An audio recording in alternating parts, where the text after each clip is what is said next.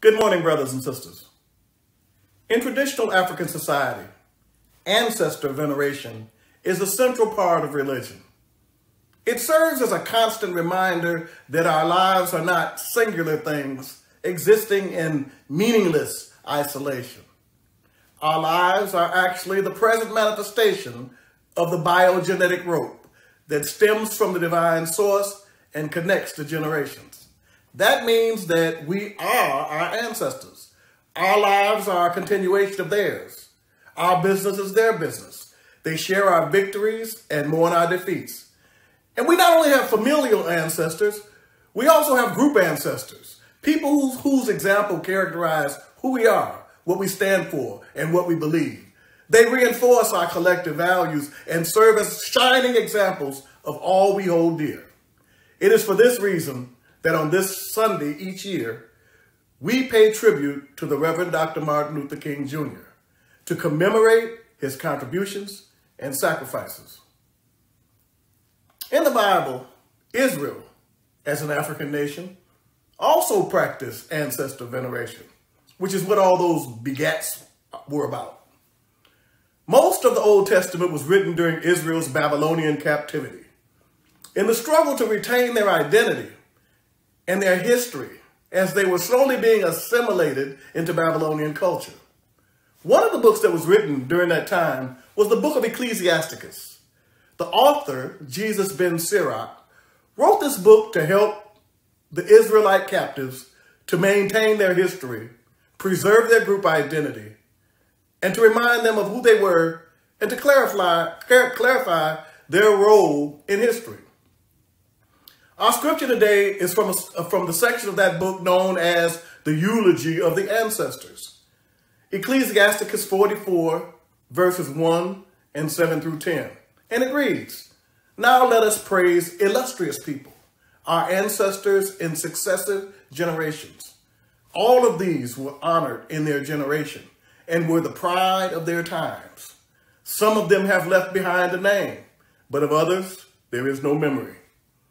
But these were also godly people, whose righteous deeds have not been forgotten."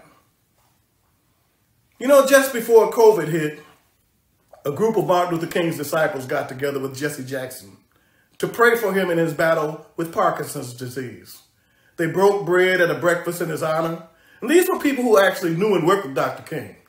While together, their conversation touched upon the subject of the upcoming Martin Luther King Day, and they expressed appreciation for the day and felt it was richly deserved. But they also expressed disturbance by the fact that characterizations of Martin Luther King, of what he believed, what he stood for, were almost always wrong. They said Martin Luther King was a revolutionary, a courageous crusader for justice. They said his commitment was so complete and his determination was so uncompromised that it made you more than a little afraid about what he would say or do next.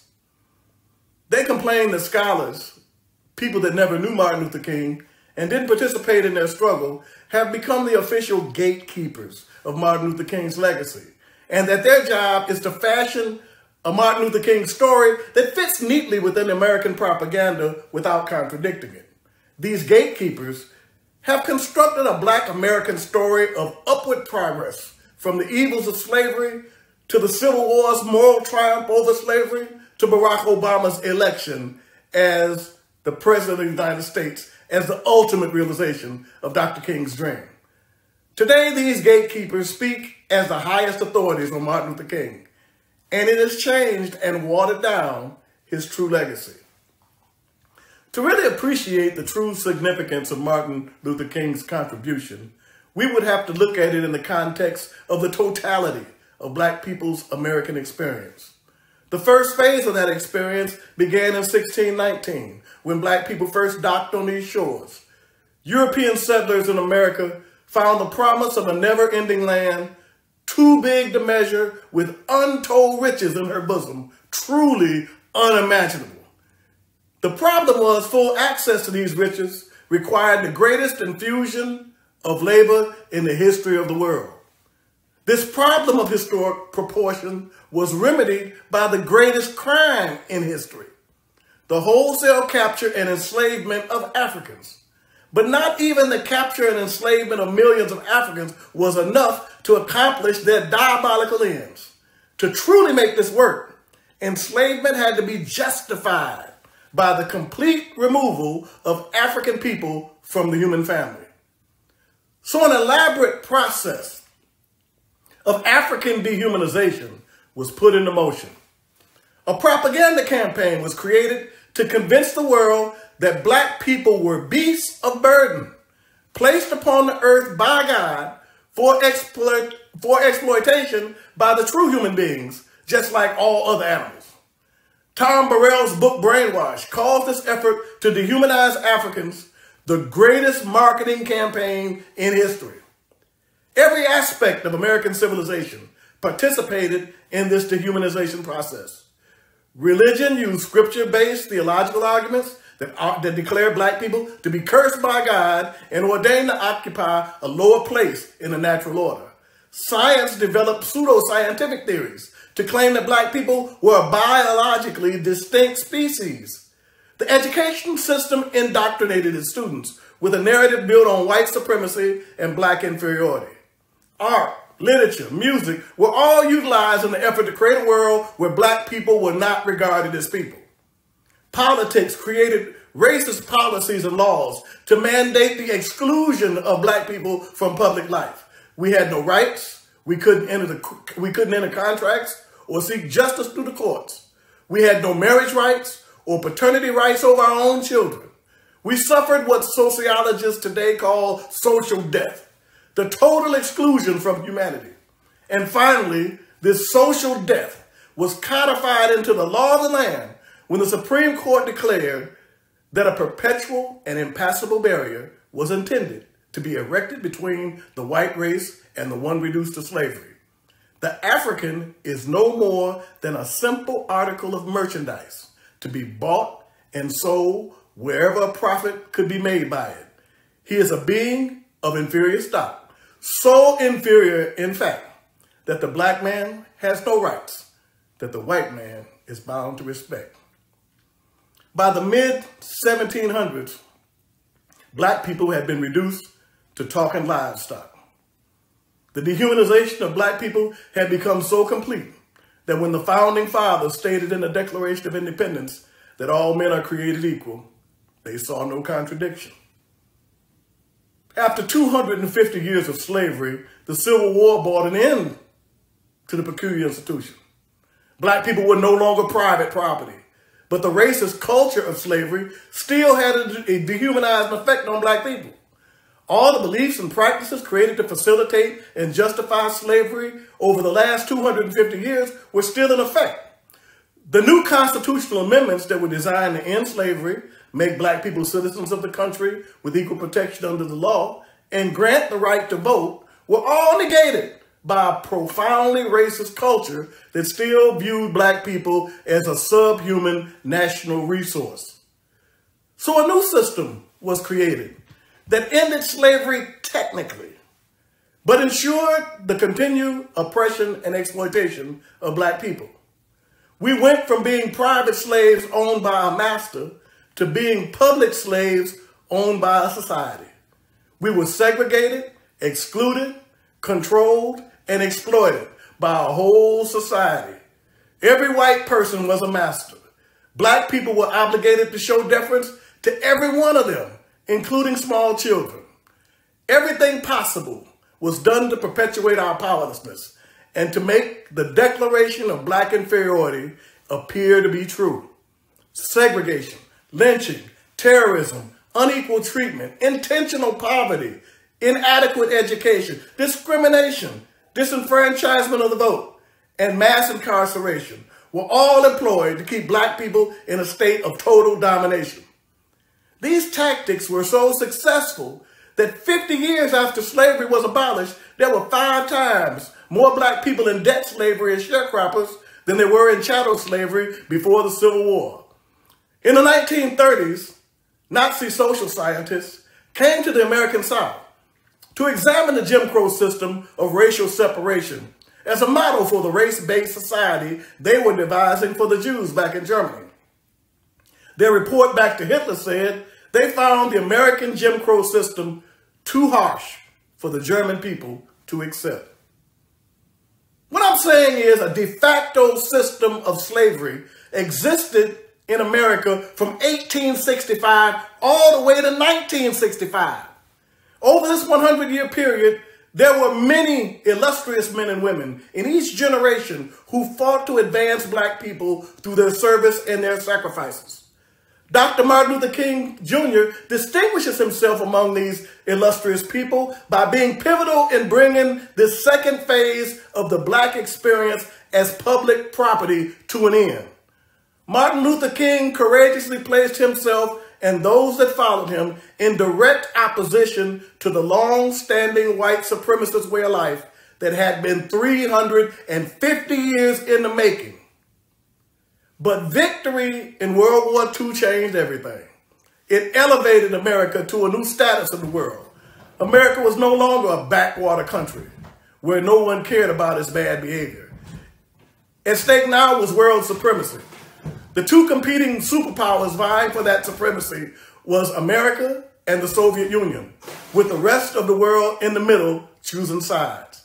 At the same time, the non-white peoples of the world had a global conference in Bandung, Indonesia in 1955, and they declared solidarity with each other and pledged to stand in opposition to the colonialism and racism that had oppressed them in the past. They threw off the shackles of bondage in a cascade of revolutions around the world, from Africa to Asia to Latin America. These newly liberated non-white countries also waited to choose sides between the two competing superpowers, and they were leaning toward communism. The United States situation is explained by the Committee on Civil Rights, commissioned by President Harry Truman. It reads, "Our position in the post-World War is so vital to the future that our smallest actions have far-reaching effects. We cannot escape the fact that our civil rights record has been an issue in world politics. The world's press and radio are full of it. Those with competing philosophies have stressed and are shamelessly distorting our shortcomings. They have tried to prove our democracy an empty fraud, and our nation a consistent oppressor of underprivileged people. This may seem ludicrous to Americans, but it is sufficiently important to worry our friends. The United States is not so strong, and the final triumph of the democratic ideal is not so inevitable that we can ignore what the world thinks of our record." So civil rights leaders devised an ingenious strategy that was basically a public relations struggle designed to make the United States look bad on the world stage, knowing that it couldn't risk losing potential allies to the communist camp. It was high-stakes poker. Civil rights strategists were betting that the global interests of the United States would trump the racist interests of the Jim Crow South. Martin Luther King was more successful at employing this strategy than anyone else. By becoming an international celebrity, he was able to garner attention to this cause. He was Time Magazine's Man of the Year in 1963. He won the Nobel Peace Prize in 1964. He was a consultant and antagonist to Presidents Kennedy and Johnson. And by raising his own public profile, he ensured that anything he did would attract media attention. This public relations strategy coincided with the fact that TVs had just become affordable enough for most families in America to be able to afford one. Every day on the evening news, the scenes of unspeakable violence against peaceful black protesters only asking for the rights that had been secured for them by the Civil War 100 years before had profound effects on many people in the country. The kind of unrestrained violence and terrorism that was usually conducted in secret under the cover of darkness was out in the open for the whole world to see. This constant spectacle of racial violence broadcast into America's living room and around the world every day had many white Americans asking, "Is this the kind of country we want?" And led the non-white nations to ask, "Do we want to be a part of something like this?" At the constant risk of his own life, Martin Luther King made America's contradictions impossible to ignore. He convincingly highlighted America's democratic hypocrisy by claiming they were living in contradiction to their own founding beliefs. And he convincingly highlighted Americans' Christian hypocrisy by claiming they were living in contradiction to the Bible and the teachings of Jesus. He was aided in his efforts by his unique gift of oratory that turned protest into poetry and confrontation into art. You see, Martin Luther King was not the typical black preacher. He grew up hearing the greatest preachers of his generation in his father's church every Sunday. In high school, he was a champion debater. He entered Morehouse College at 15 and graduated at 19. By 22, he graduated seminary, and by 26, he had earned his PhD. He was an exceptional preacher who also had studied all the great ethical theorists and all the great social philosophers. And he's really not primarily concerned with being a pastor, but thought that preaching could be an effective tool if it was aimed at changing conditions rather than saving souls. He had serious issues with the church. He didn't care for the extreme emotionalism. He did not agree with the otherworldly focus of the black church. He didn't like the passivity and resignation from the real issues of the world.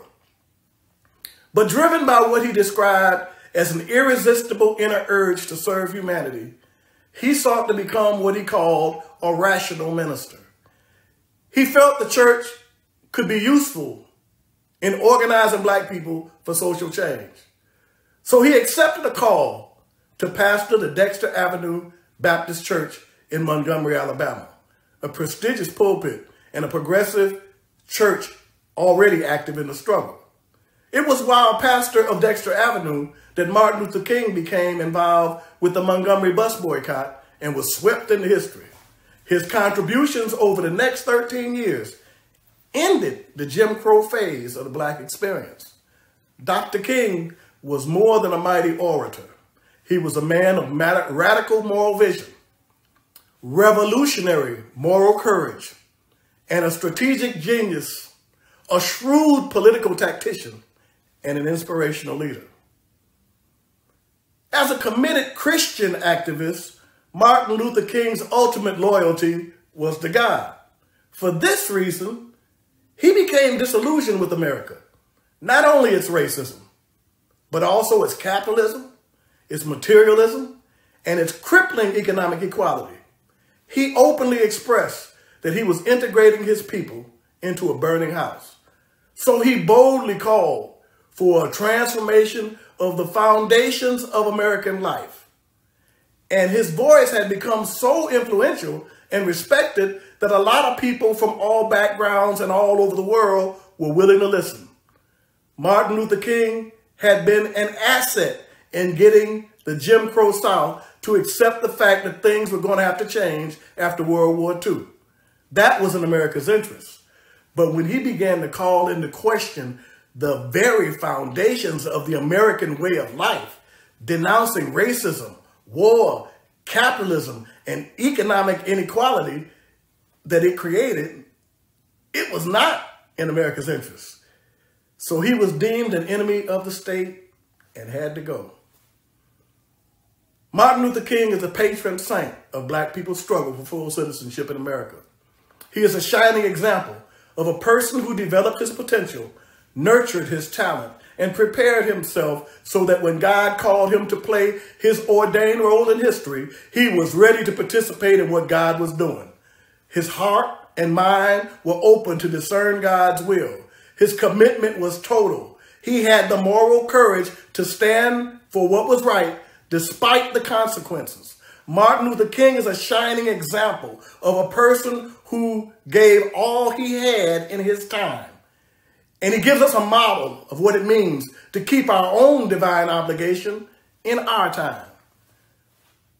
You know, most of the celebrations of Martin Luther King commemorate past events as if the work is done and we're looking back on how we got over. But today, the rights and laws procured during the civil rights movement are being systematically reversed. We may not realize it, but we are just a few laws from being back in Jim Crow America. It's all about the law. We have to remember, slavery was legal. The fugitive slave law was legal. Segregation was legal. Black voter disenfranchisement was legal. Mass incarceration is legal. Police shootings of unarmed black people are legal.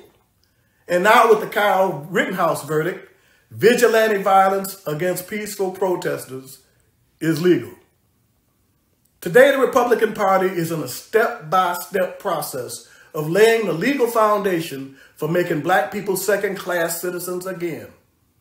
The first step is gaining control of the legislature that makes the law. The second step is enacting repressive laws that ensure white supremacy, domination, and control. The third step is strict enforcement of the repressive laws that deny black people full participation in American life.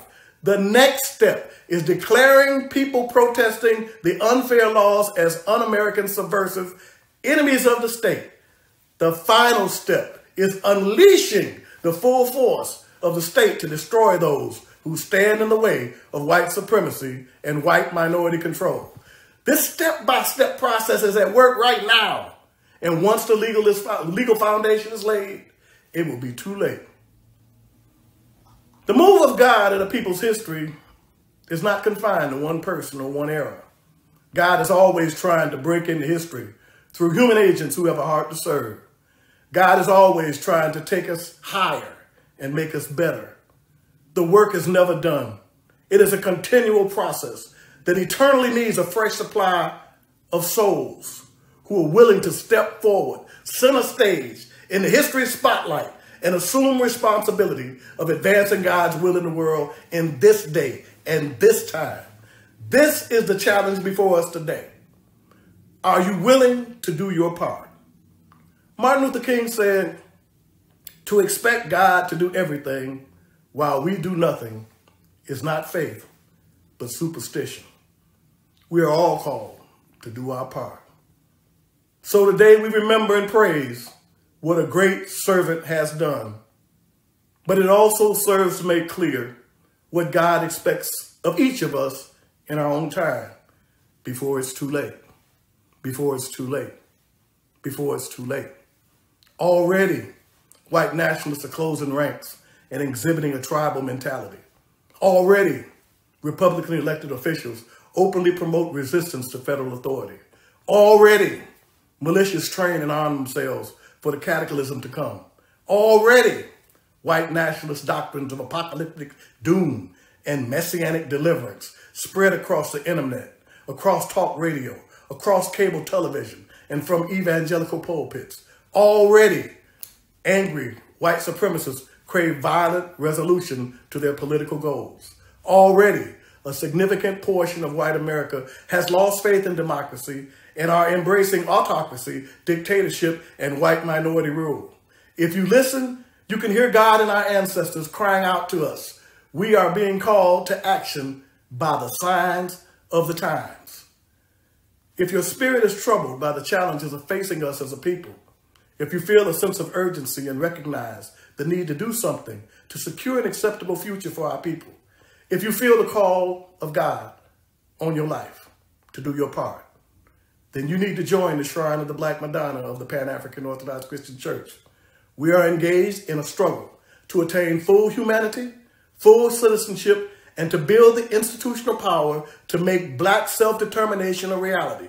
If you desire to make yourself available to God and your people, click the join button on our website and become a part of our Pan-African Best Self-Determination movement. We invite you to join our Pan-African Revolutionary Fellowship so that together we might work to do our part in our time and become the ancestors that our descendants deserve. Amen and Ashe.